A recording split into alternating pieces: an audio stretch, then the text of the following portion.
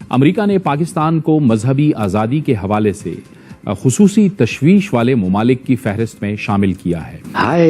इस पर एक और जो इक़दाम उठाया गया है अमेरिका की जानिब से, अमेरिकी महकमा खारजा की जानिब से, भारत को इस फहरिस्त से निकाल दिया गया है। यह हैरान कुन इक़दाम है जो अमेरिका ने भारत के हवाले से किया है। मैं मालदीव को कहना चाहूंगा कि देखिए, आप प्राइम मिनिस्टर मोदी को क्लोन और पपेट नहीं है, वो एक ब्रांड है। ब्रांड, जिस ब्रांड के साथ पूरी दुनिया के ब्रांड बिजनेस करना चाहते हैं, तो वो ऐसे बुरे लफ्ज ना बोलिए। कनाडा के बाद ये मालदीव्स का इंसिडेंट सेकंड इंसिडेंट है कि जब किसी दूसरे मुल्क ने इंडिया के अंदर किसी लीडर को या उनकी फॉरेन पॉलिसी को टारगेट किया है तो सारा मुल्क इकट्ठा हो जाता है।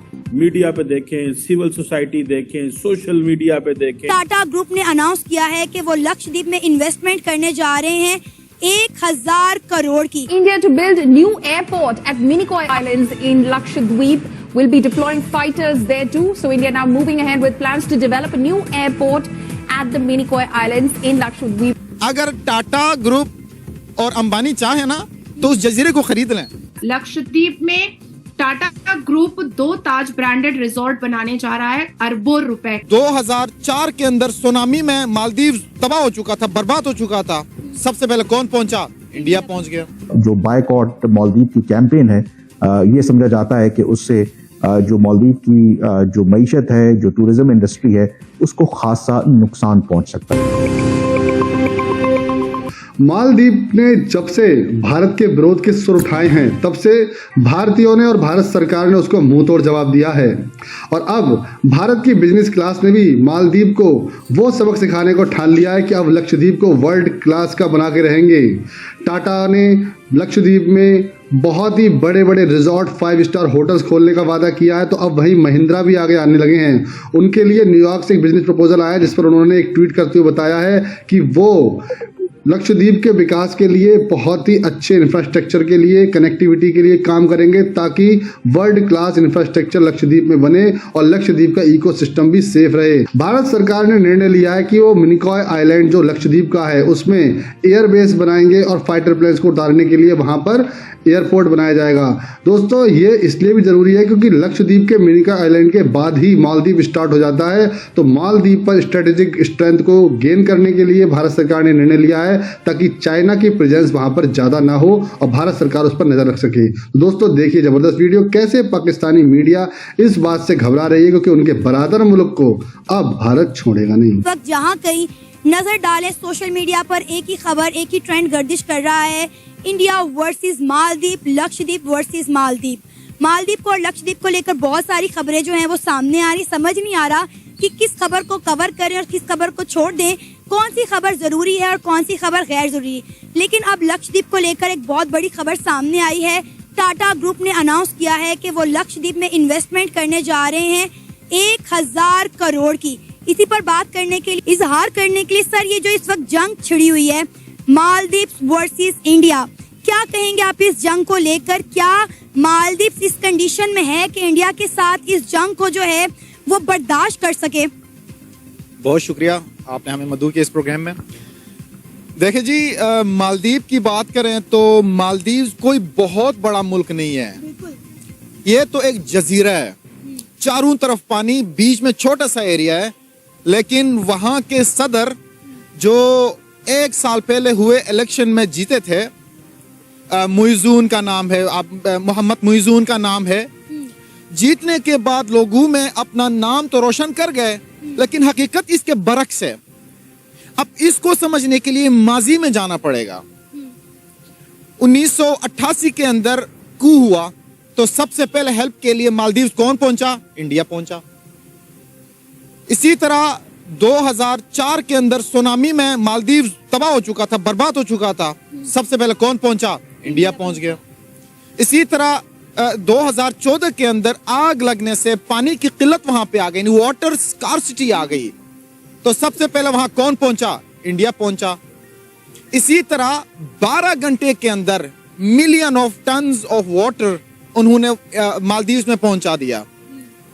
अगर माजी देखा जाए तो आपका हमेशा सबसे करीबी 600 किलोमीटर भी नहीं है मालदीव इंडिया के दरमियान एरिया, तो वहां पे सबसे पहले आपकी हेल्प को कौन पहुंचा? इंडिया पहुंचा।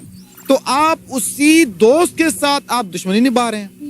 और दूसरी आपकी इकोनॉमी देखें, इकोनॉमी सबसे कम है। खैर हम तो, हमारी तो मालदीव से बहुत ज्यादा है, इवन हमारा कराची जितना शहर भी नहीं है, वो कराची जितना शहर भी नहीं है, लेकिन वहां पे टूरिज्म एक बड़ा बेहतरीन हब है जिसको लेके मालदीव आज अपना नाम पूरी दुनिया में मनवा रहा है कि भाई देख हमारी टूरिज्म बहुत अच्छी है। लेकिन आप ये भी देखें कि 2023 के अंदर मालदीव ने सिर्फ और सिर्फ टूरिज्म को लेके $500 मिलियन कमाए थे। और आपको पता है कि मालदीव को सबसे ज्यादा टूरिज्म कौन देता है? इंडिया। हर साल 3 लाख से ज्यादा इंडियंस जो हैं वो मालदीव जा। तो आपको क्या लगता है अब इतना बड़ा ग्रुप इन्वेस्टमेंट करने जा रहा है लक्षद्वीप में, तो लक्षद्वीप का फ्यूचर आप क्या देख रहे हैं? देखें, एक मीम वायरल हुई थी जिसके अंदर अंबानी भगवान के सामने हैं, तो लिखा हुआ था कि भगवान जो चाहिए हमसे ले लें। तो अब मालदीव को चाहिए कि वो एक दफा अपने ताल्लुकात बेहतर करें, इसके उनके लिए बेहतर है। मैं फॉर एग्जाम्पल बॉलीवुड, बॉलीवुड, वो अक्षय कुमार एक एक्टर है बड़ा मशहूर, उसकी बड़ी फिल्में है, बड़ा पॉपुलर एक्टर है, बड़ी उनकी फिल्में पसंद की जाती हैं। उसने भी कमेंट कर दिया, उन्होंने कहा हमने तो आपकी जो टूरिज्म इंडस्ट्री है, मतलब कई लोगों ने तो कहा हम इनकी टूरिज्म इंडस्ट्री को तबाह कर सकते हैं, क्योंकि तकरीबन 2 लाख इंडियन एवरी ईयर जाते हैं वहां पे टूरिज्म के लिए। ये सारे लोग कैसे इकट्ठे हो जाते हैं? कनाडा की मिसाल आपने देखी, 2 महीने पहले आपने उस इंसिडेंट को बड़ा कवर किया, आज ये वाला इंसिडेंट है, तो सारा so how come do you believe this? ये क्या है? दिस इज नेशनलिज्म, पैट्रियटिज्म, ये क्या इंटरनल यूनिटी है, क्या चीज है? How will you define it?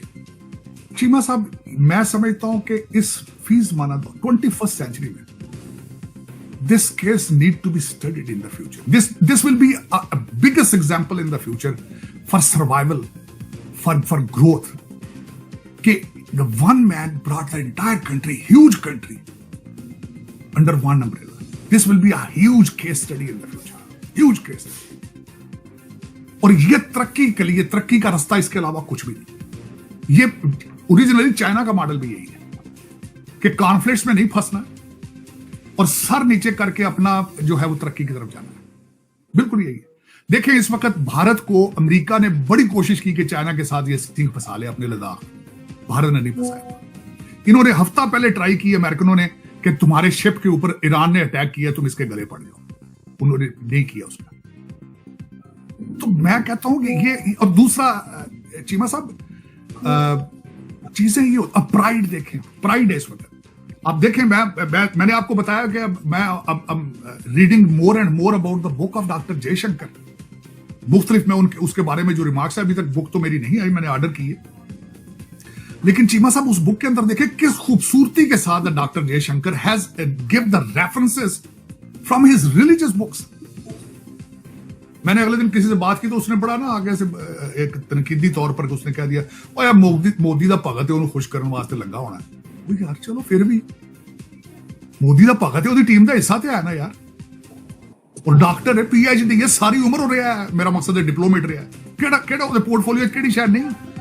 Doctor Jaishankar के पोर्टफोलियो में देखा जाए तो DCM, ambassador, foreign secretary, China के अंदर इंडिया का एम्बेसडर है, क्या नहीं था उसके पास।